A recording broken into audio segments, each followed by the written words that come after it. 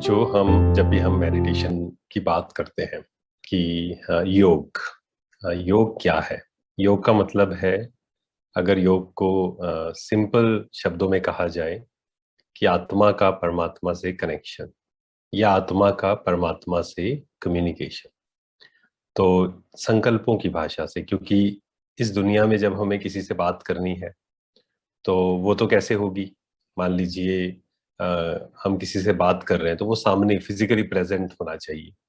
या फिर आजकल क्योंकि टेक्नोलॉजी और साधन बहुत बढ़ गए हैं, तो जैसे अभी अगर हम बात कर रहे हैं या फोन पे हम बात करते हैं, तो दूर कोई किसी भी देश में है तो भी बात की जा सकती है।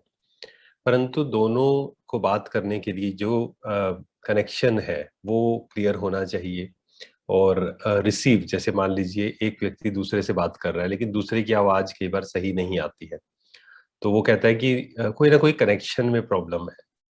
ठीक ऐसे ही हमारे संकल्प बाबा तक पहुंचते हैं और उनके संकल्पों को हम कैच कर सकते हैं। परंतु इसके लिए क्या चाहिए? इसके लिए हमारी बुद्धि स्वच्छ होनी चाहिए, सूक्ष्म होनी चाहिए। अब सूक्ष्म की बात क्या है? सूक्ष्म या स्थूल दो चीजें होती है। हमने बहुत बार सुना है सूक्ष्म या स्थूल। अगर हमारी बुद्धि स्थूल चीजों में लगी हुई है, हद की चीजों में लगी हुई है, व्यर्थ की बातों में लगी हुई है, तो हम परमात्मा से कनेक्शन नहीं जोड़ सकते।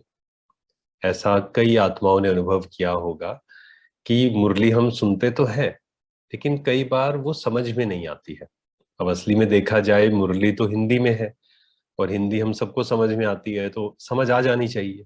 लेकिन नहीं, अगर बुद्धि स्थूल चीजों में होगी, व्यर्थ चीजों में होगी, तो क्या होगा? हम उसको कैच नहीं कर पाएंगे। क्योंकि परमात्मा की पावर्स को रिसीव करने के लिए या परमात्मा की बातों को रिसीव करने के लिए बिल्कुल प्योर माइंड चाहिए, प्योर इंटेलेक्ट चाहिए। तो बुद्धि को जब हम स्वच्छ बनाते जाएंगे, अब स्वच्छ कैसे बनाएंगे? जितना हम विकारों से रहित होते जाएंगे। वो कैसे होंगे? सेल्फ चेकिंग कर कर हम चेकिंग करते जाएं कि कौन कौन सी बातें हैं जो हमें भारी कर रही है, कौन कौन सी बातें हैं जो मुझे सूक्ष्म से स्थूल की ओर लेकर जा रही है। इसीलिए साइलेंस का बहुत महत्व है, इसीलिए एकांत का बहुत महत्व है, इसके लिए मौन का बहुत महत्व है, अंतर्मुखी होने का बहुत महत्व है। क्योंकि जो बाह्यमुखी होगा तो हमेशा किसी ना किसी बात में वो बिजी रहेगा, ये देखना है, ये सुनना है, तो वो सूक्ष्म नहीं हो पाएगा। सूक्ष्म होने के लिए मन और बुद्धि को बाहर की बातों से हटाकर अंतर्मुखी होना पड़ेगा।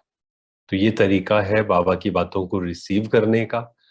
और हमारे भी संकल्प, आज बाबा ने कहा है कि बच्चों के संकल्प बाबा तक पहुंचते हैं, लेकिन कैसे संकल्प?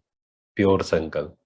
ऐसे नहीं कि हम अगर पूरा दिन कुछ कुछ भी सोचते रहते हैं और कोई सोचे कि भगवान बैठकर हर कोई बात सुन रहा है।